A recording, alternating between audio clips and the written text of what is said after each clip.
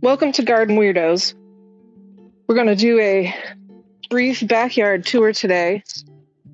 It's a little bit of a partly cloudy day in early February. The garden is a little bit dormant,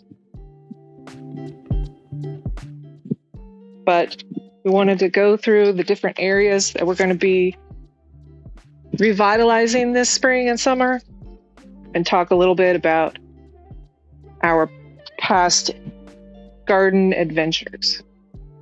We're going to start in the corner here. In each of our fence corners, except one, we have knockout roses. These are extremely hardy roses. Some people might say that they're invasive, but if you need a plant that you cannot ever get rid of, this is the rose for you. We also enjoy some solar lighting and various fun things for lizards and birds to sit on. So that's corner one. We've got a little fire pit that we use from time to time.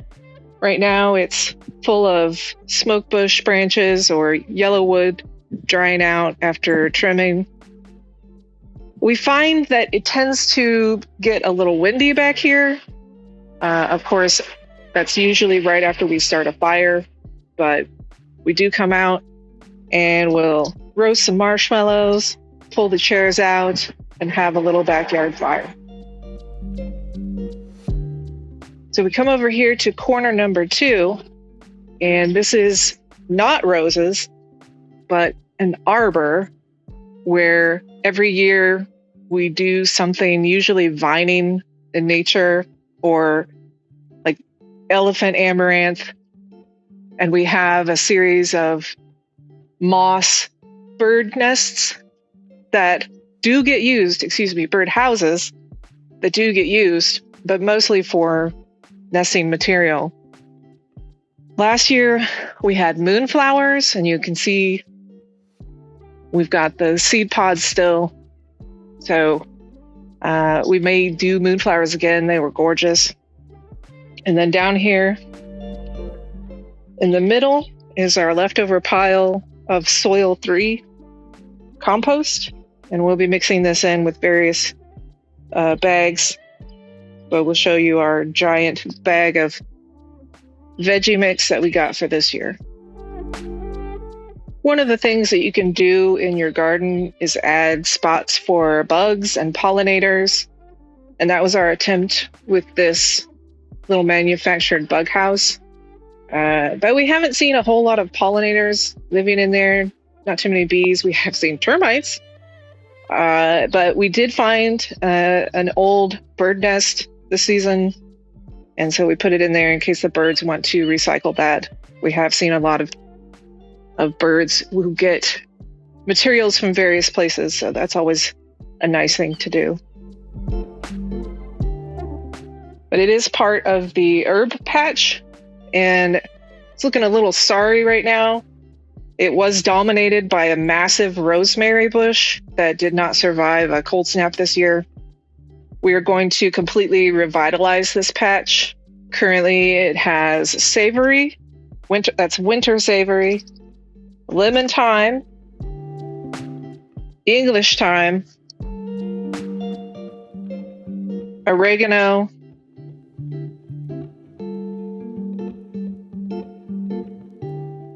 and then in pots this year we started some oregano vulgare, which is a more mild version of oregano.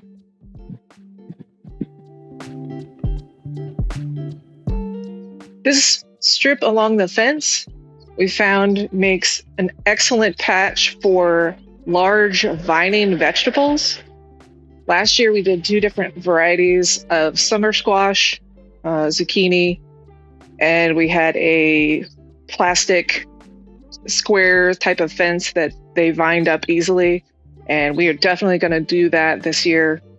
It's so satisfying to be able to come out and just pick a squash off the vine and use it for that night's dinner. This last summer, we tried an experiment with 2 different types of popcorn, strawberry corn and glass jewel corn. But unfortunately, we didn't plant it until it was a little bit late in the season. It did grow. We got 1 or 2 ears off of every one, but it just didn't have enough time to come to maturity. So we left the stalks up through most of fall and winter for the birds. And then when they got to a kind of a really gnarly looking point, we went ahead and trimmed them off. Another section that we have of random doodads and flowers, some creeping phlox. We have a morning glory display.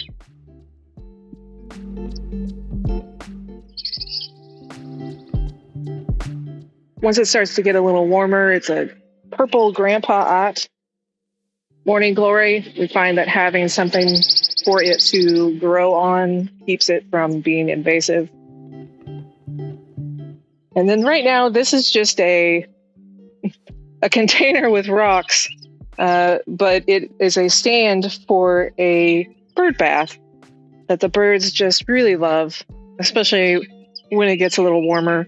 It's very important to have a drinking and bathing station if you have backyard birds. And it's always a lot of fun. We've got a blackberry row. These are thornless blackberries, triple crown variety. You'll see these, what they're called pramacanes. These will flower in the late spring and early summer and form the fruit. And then new pramacanes will come up throughout the season, and those will be next year's crops. These are pretty easy to take care of. They do a little bit of fertilization in the spring, but otherwise we get a handful of tasty blackberries, or we share them with the birds.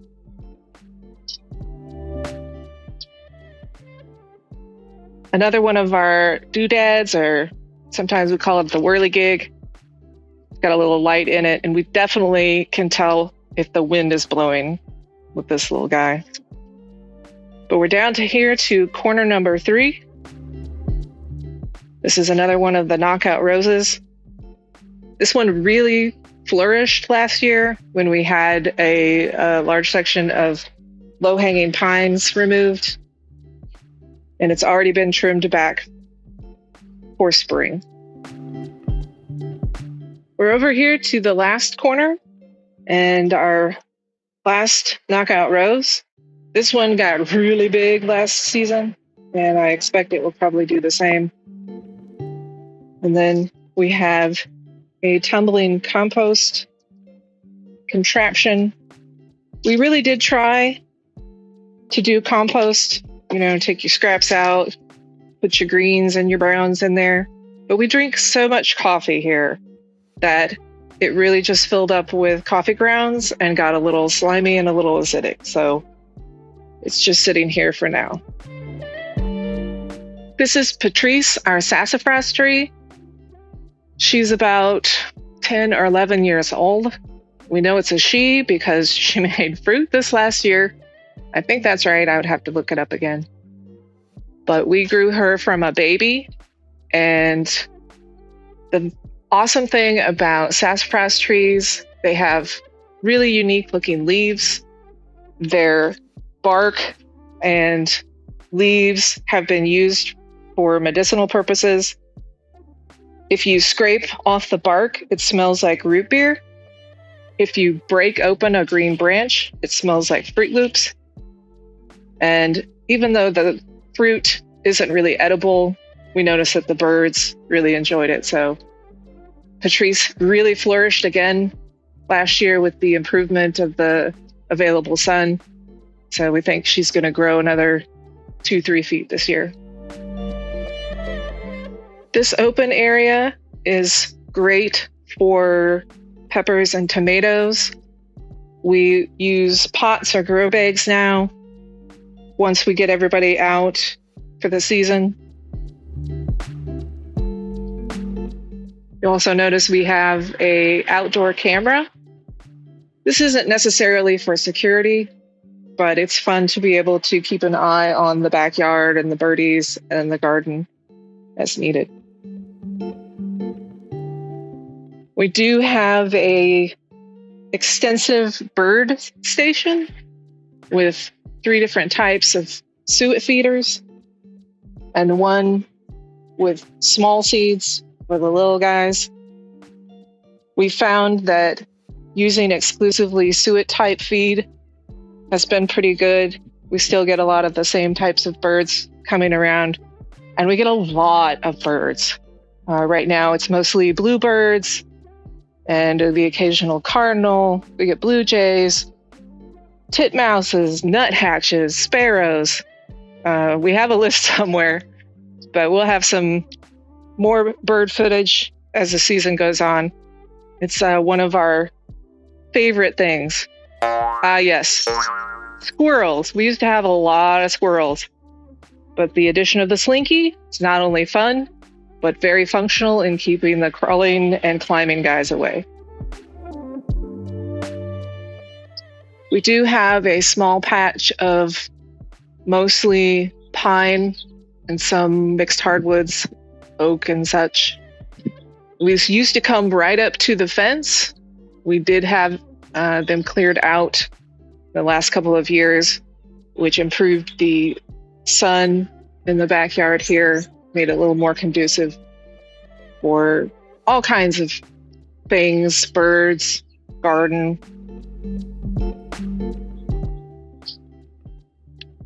The greenhouse is a new addition to the garden, put in last fall.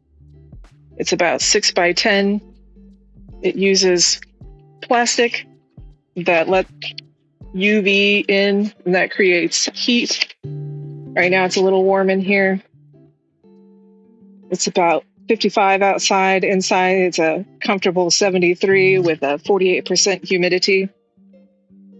This little contraption allows us to monitor the heat and humidity from our phone, from inside the house, and also over time. Right now in the greenhouse, we just have some green onions, some elephant garlic in grow bags, and then a pot of orange thyme and Chinese chives that have overwintered. We'll be using the greenhouse throughout the season to help with seedlings and other bibis, and as a storage area for a lot of garden paraphernalia, if you will. Got a lot of grow bags in here at the moment. Over in the corner there, we have the main trunk of the smoke bush tree or yellow wood drying out and seasoning. We'll be using that for a project yet to be determined. The greenhouse does have Velcro windows and flaps and zippered doors, so it does make it relatively easy to regulate the heat, but we'll probably get a shade cloth during the summer when it gets really hot back here. So that's the brief tour of our backyard garden. We hope that you'll come with us on our adventures in backyard gardening this year through spring and summer and a little bit of the fall. Here's a sneak peek of what it looks like at the heat of the summer, if you will. But thanks for watching.